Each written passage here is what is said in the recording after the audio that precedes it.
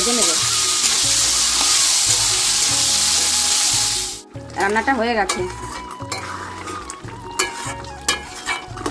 নমস্কার বন্ধুরা, পুষ্প আন্টির অর্ডিনারি কিচেনে তোমাদের স্বাগত জানাই। আর এই দেখতে পাচ্ছ আজকে আমার বাবা বিল থেকে দেশি কাঁকড়া ধরে নিয়ে এসেছে। আর এই প্রত্যেকটা কাঁকড়ার ওপরের খোলস এবং পাগুলো সুন্দরভাবে ছাড়িয়ে নেওয়া হচ্ছিল। চলো বন্ধুরা, আজ আমি দেশি কাঁকড়ার কষা রান্না করে দেখাই। এই কাঁকড়া আমি যেভাবে রান্না করব খেতে খুবই সুস্বাদু হবে। এর সঙ্গে যদি কিছু চিংড়ি দেওয়া যায় তাহলে তো রান্নার স্বাদ আরও দ্বিগুণ বাড়িয়ে দেয়। চিংড়ি আর কাঁকড়ার কম্বিনেশন রান্নার স্বাদ এতটা বাড়িয়ে দেয় যে মাংস রান্নাকেও হার মানিয়ে দেয়। তো বন্ধুরা দেখো, এবার আমি কাঁকড়াগুলোকে রান্না করে নেব এবং এর সঙ্গে কটা চিংড়িও ছিল। চিংড়ি আর কাঁকড়া একসঙ্গে রান্না করব। তাহলে এর মধ্যে এবার লবণ আর হলুদ মাখিয়ে নিই। প্রথমে দিয়ে দিচ্ছি লবণ, পরিমাণ মতো লবণ দিলাম।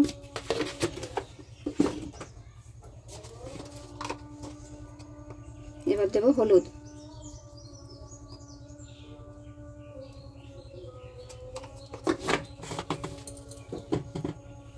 এগুলোকে মিশিয়ে নেব।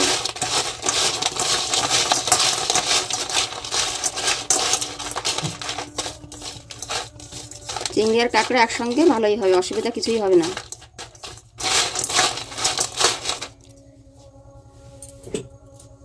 এবার আমি দেব, এবার কড়াইতে সর্ষের তেল দেব।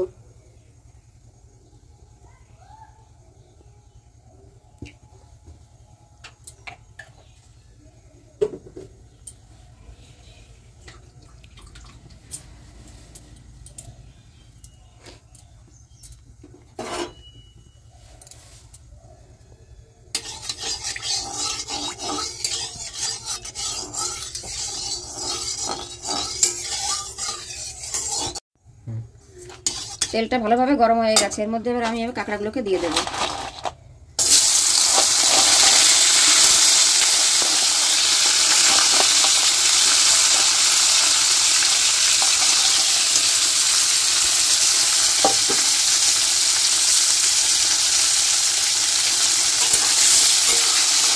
কাঁকড়াগুলোকে আগে হালকা করে ভেজে নেব।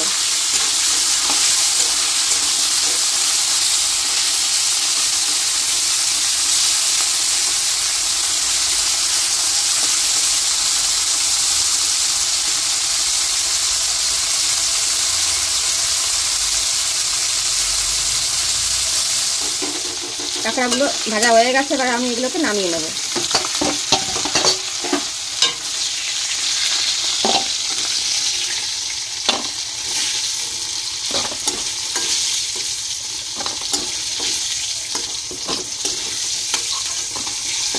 খুব বেশি ভাজিনি, একটু কম রেখেছি ভাজা। এবার এই চিংড়িগুলোকে ভেজে নেব।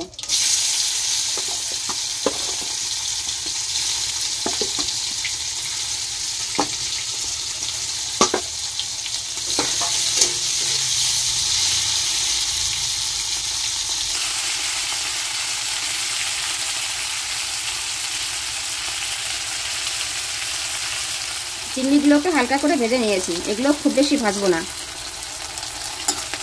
চিংড়ি মাছ বেশি ভাজলে এর ভিতরের যে আসল জুসিটা কেটে যায়, শুকিয়ে যায় মাছটা, যেন চিংড়ি মাছ সবসময় কম ভাজতে হয়। এবার এই তেলের মধ্যে দিয়ে দেবো আর একটু সর্ষের তেল।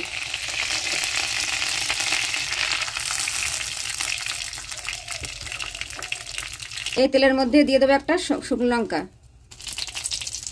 আর দিয়ে দেবো একটা তেজপাতা,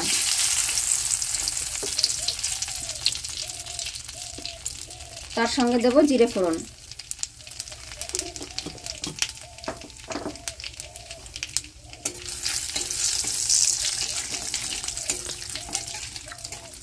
লঙ্কাগুলো এবং তেজপাতাগুলোকে লাল লাল করে ভেজে নেব। আর এর জন্য আমি কিছু মশলা শিলনোড়ায় বেটে নিয়েছি। পেঁয়াজ বাটা, রসুন বাটা, জিরে বাটা, আদা বাটা আর শুকনো লঙ্কা বাটা। তো প্রথমে আমি এখানে রসুন বাটাটাকে দিয়ে দিচ্ছি।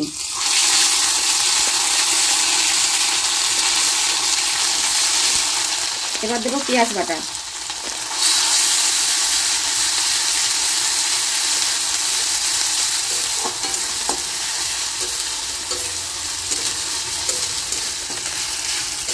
পেঁয়াজ রসুনের কাঁচা গন্ধটা যাওয়া অবধি এগুলোকে ভাজতে থাকবো।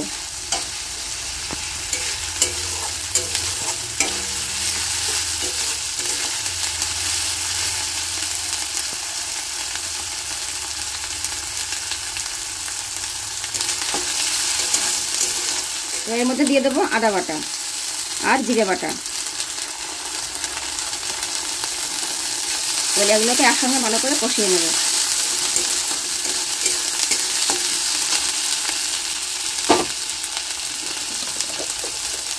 এর মধ্যে একটু 1 চামচ লবণ দিয়ে দিচ্ছি, তাহলে আর ছিটাবে না।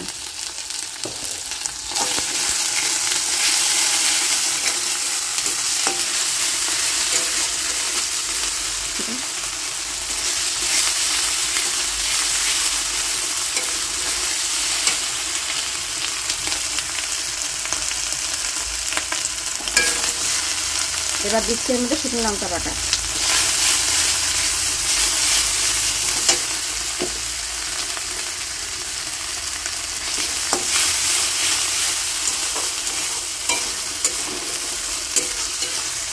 এর সঙ্গে টমেটো কুচিগুলো দিয়ে দেবো।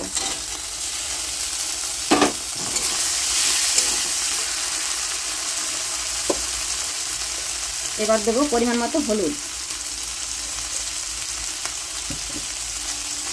এগুলোকে ভালো করে একসঙ্গে কষিয়ে নেব।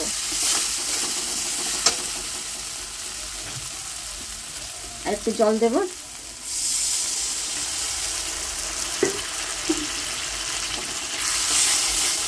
জল দিয়ে এগুলোকে ভালো করে কষিয়ে নেব মশলাগুলোকে।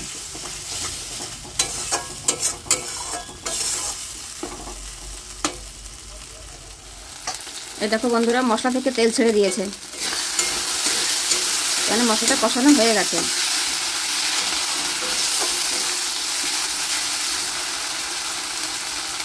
এবার এর মধ্যে দিয়ে দেবো আমি পরিমাণ মতো জল।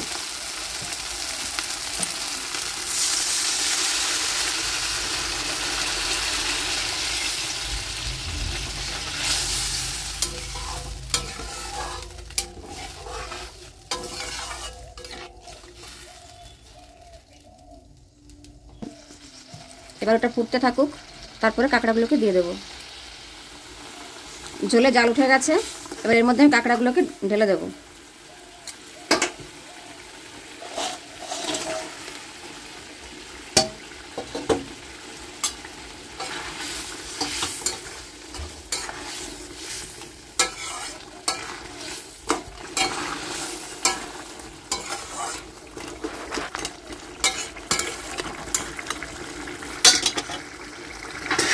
এবার এটাকে ঢাকা দিয়ে কিছু সময় ফুটতে দেবো।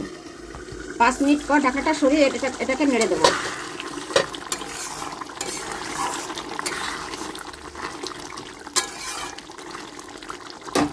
এর মধ্যে একটু মিষ্টি দিয়ে দেবো, চিনি অথবা গুড়। এখানে আমি দিচ্ছি চিনি।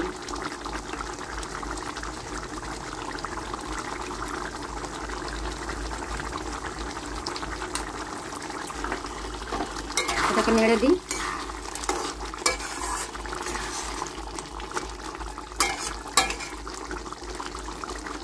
আর কিছু সময় একে ঢাকা দিয়ে রেখে দেবো। আবারও 5 মিনিট পর এটাকে আলগা করে দিচ্ছি। রান্নাটা হয়ে গেছে।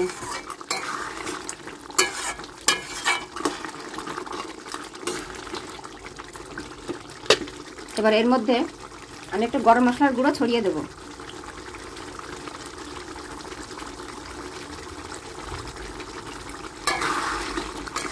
গ্যাসের ফ্লেমটাকে কমিয়ে দিলাম।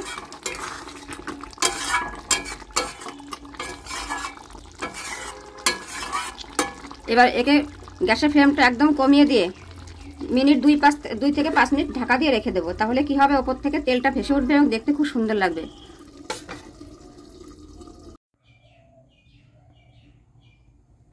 তো দেখো বন্ধুরা, দেশি কাঁকড়া দিয়ে কষা রান্না হয়ে গেছে। এবার এটাকে আমি নামিয়ে নেব।